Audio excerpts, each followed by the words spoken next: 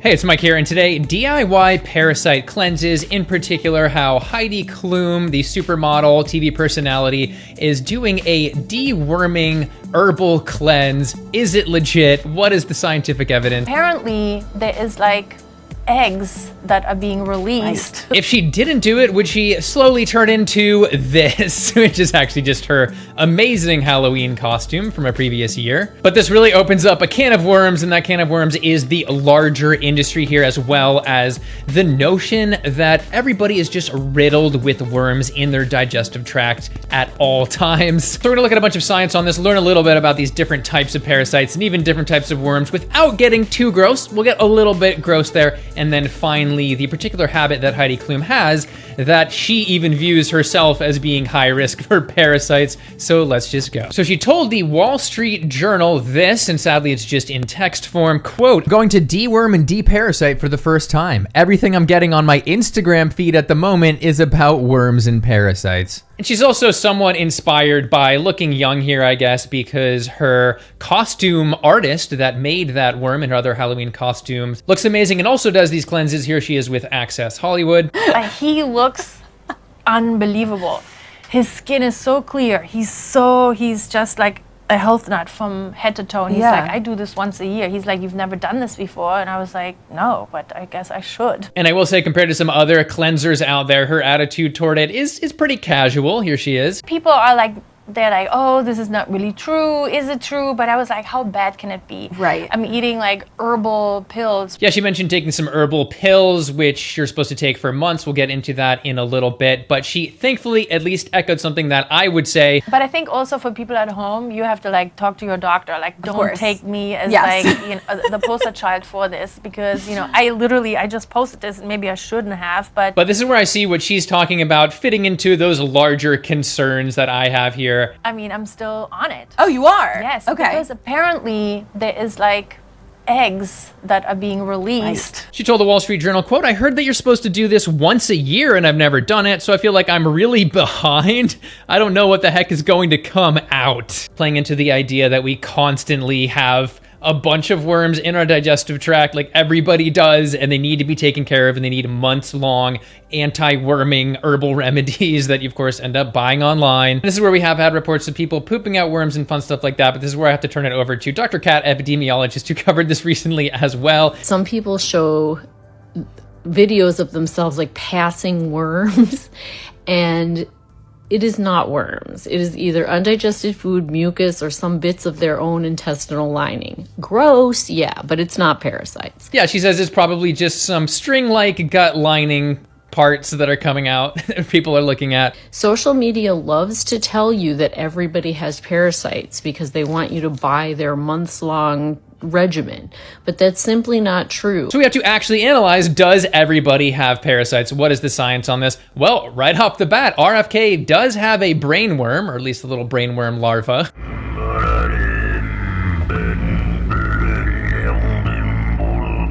We'll get more into that one in a little bit, but I also did have a friend a few years back who was like, I just found out that everybody has worms and I went on a cleanse and you shouldn't even go near toilets or anything because you're gonna get worms, and that was maybe a little bit much. So while I obviously advocate for people like Heidi Klum who are concerned to get tested for these actual worms and other parasites that we'll get into, what are the chances without testing that she has worms? So to answer this question, we have to look at all types of helminths, which are clearly, you guessed it, from hell, because they're worms that live inside of you. And this ranges from little nematodes, which are essentially microscopic, to larger tapeworms. And in almost every case here, we're talking about a sanitation issue. We're talking about some type of fecal material coming in contact, and it depends on whether that is soil-based, from people getting fecal matter on the soil, and then people making contact with that, maybe putting their fingers in their mouth, and that might be hookworm, threadworm, roundworm, but then we also, of course, have animals involved here, whether it's from food or from their feces, whether it's pets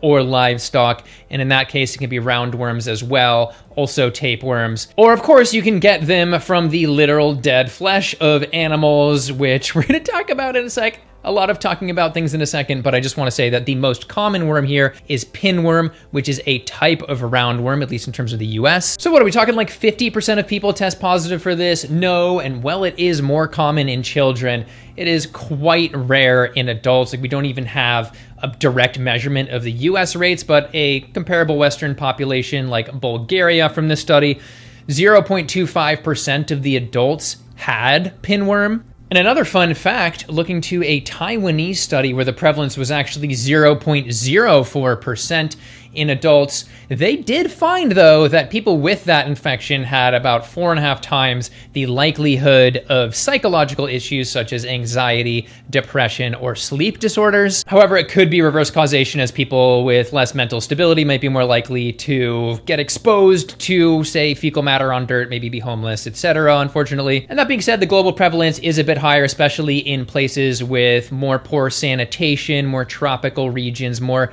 barefoot walking, things like that. And pinworm is specific to humans and more unique in that it can even just spread on surfaces like clothing that are contaminated with fecal matter. And yeah, usually people are asymptomatic, but, emphasis on but, the main symptom is anal itching. The point is, it's very unlikely that an adult woman living in LA has this particular type of worm, and even if somebody does get this, again, it's only going to be a few weeks long and then it's going to resolve. And now let's quickly cover something that solves multiple problems. First of all, a personal one, which is me being really bad at getting up early enough to eat enough in the morning. I recently did a whole video on that, as well as getting enough beta-glucans, which nobody does. You could always use more, and that is Oats Overnight, which has a bunch of awesome, delicious vegan flavors. All you have to do is pour it in the shaker bottle and then put your favorite plant milk in there. I love how they say just add MYLK, vegan certified spelling in my book. But yeah, then just give it a shake, put it in the refrigerator overnight, and the next morning, the moment you wake up, you can just start spooning deliciousness into your mouth. And yeah, once again say that I am obsessed with oats, and people are thankfully catching on because my beta-glucan oat video is doing quite well. It's got over 100K views, which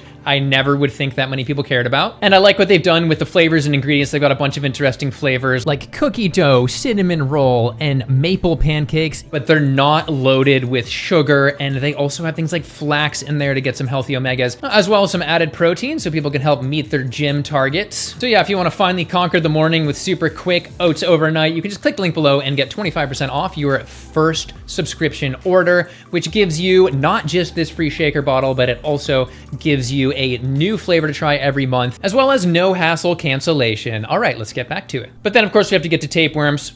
You already know about them. They're gross. We don't need to go into too much detail about the facts about them, but here's where my concern comes in when she says this. People have told me that if you eat a lot of raw fish, Yes. and I do, I eat sushi, or when I'm in Paris, I just love eating steak tartare. That's what they eat over there.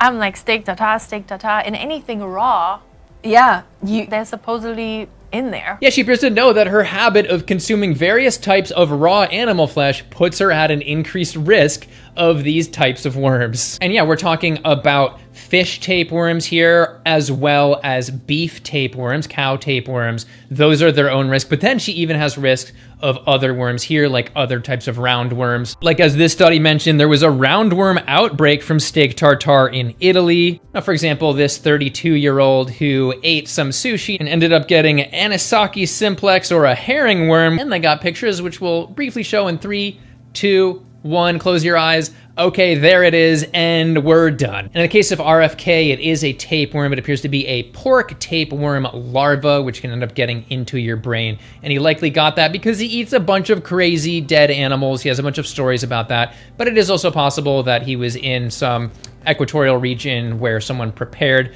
food for him who was infected. We don't know. But of course, if she were to actually get tests and they found that she was positive for one of these types of worms, they could then give her a targeted, highly effective medication to kill that. And the treatment is like a targeted prescription medication, 1 or 2 doses, not months and months of unproven herbs, okay? Now, there are different drugs for different types of worms. For example, we have ivermectin, which people like to use in every other scenario besides worms, but as this study mentions, given orally is highly effective at killing its targeted worm, bringing it down to 0, and delaying its recovery for up to 2 years. But raw beef consumption does have another emerging threat, and that is something that brings us to Protozoa, because it's a type of Protozoa. This is a whole other class of parasites. We're talking about essentially tiny little microscopic animals that can get in there, such as Giardia, which is in water that has been contaminated with fecal matter, but also toxoplasmosis. Yes, we have this study out of France saying, hey, we're finding toxoplasmosis infections associated with raw beef consumption. And this is the type of infection that typically comes from cats, and it's really interesting. I might do a whole video on it because of the way that it can actually affect human behavior, because it's trying to affect mammal behavior such as rodents to make them more easily caught by cats. Very interesting stuff. And then we also have Cryptosporidium, which is fun. It's also from poop, but it is in, I found out, 10% of pools, but only 2% of pools that are adults only. So that's worth mentioning about who's pooping in the pool. We already know. Cattle are considered a major host of Cryptosporidium parvum, with infection cases of people taking care of cows. And it's probably a bit more rare, but people can get it from steak tartare. And in that case, it would be from fecal contamination at the slaughterhouse of the raw meat. This brings me to the question of what her cleanse actually is. What is this herbal treatment? But it's a little clove, you know, because they hate clove and they hate those seeds from the papaya. So it's all like natural stuff in any case. It's not like I'm eating some chemicals to get these worms and parasites out. I don't know. It appears that she's just eating those papaya seeds directly. And she mixed up a cocktail that she describes as cementy. Drink this, and he's like, yes, you drink it every morning. You drink this kind of cementy stuff, but I guess because they hang on to this in order to come out.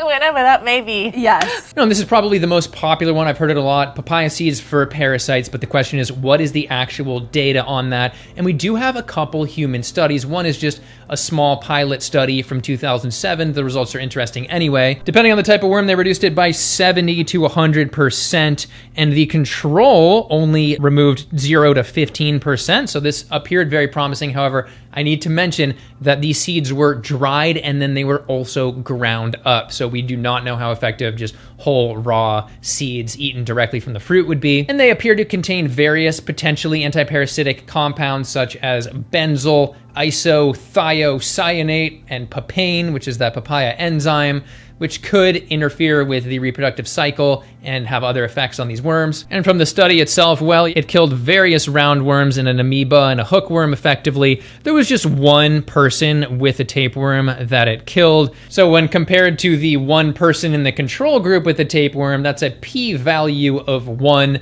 It's an anecdote. That's not science that we want to draw any conclusions from. And then we have another, it's a more legit study of over 300 people out of Africa, and they gave children porridge where they again ground up papaya seeds and put it in there. Or a control or a comparison medication called albendazole, a deworming medication. And for Ascaris, a type of worm, they saw after 2 months a 64% reduction from the papaya and a 78% reduction for the albendazole group. And I did see a site being like, hey, there's a potential cyanide risk from eating too many of these seeds. And I just have to say, I don't think that that is founded. For example, we're talking about the WHO sort of chronic exposure limit being way higher, about 50, maybe 75 times higher than what people are going to be getting from eating these seeds in a normal cleanse amount. And then we have clove, which is of course an amazing herb, and it appears that the active ingredient is eugenol. And I will say right now, there is a complete lack of data for the efficacy of clove for killing parasites and worms in humans. We have some sort of petri dish in vitro studies where we see, yeah, it does kill them, but there are so many things that are effective in a petri dish and then they don't end up working in a human body. So we can't just say that means it works. The closest thing we have isn't even worm related, and it isn't even in humans. It is for a protozoa parasite in fish, and it appeared to be quite effective for that, but again, not humans and not even worms. And the WHO also has a sort of upper limit for daily intake of eugenol, which is 2.5 milligrams per kilogram of body weight, and we are seeing that you could get that with just 0.5 to 1 teaspoon of clove. However, clove is super intense, and generally people are eating less than that, but this does give room for somebody accidentally eating way too much. But this is where she also makes another cleanse claim, which I'm just like, that's not it. That's not for real. And that is the metals related one. She says, quote, "We have all of this metal inside of us, and it's also very important to use this demetalling stuff." I don't actually know what she's talking about by demetalling stuff, but we can just at least express the concern for heavy metal contamination in cloves and some other herbs, unfortunately, because of contaminated soil.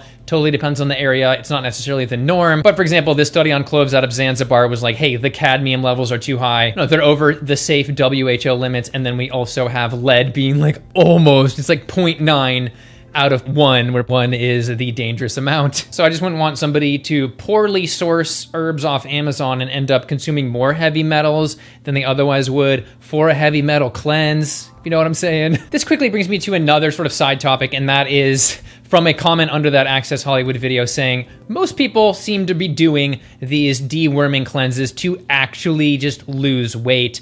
First of all, I mean, if you want to lose weight, you're probably better off keeping the worms in there.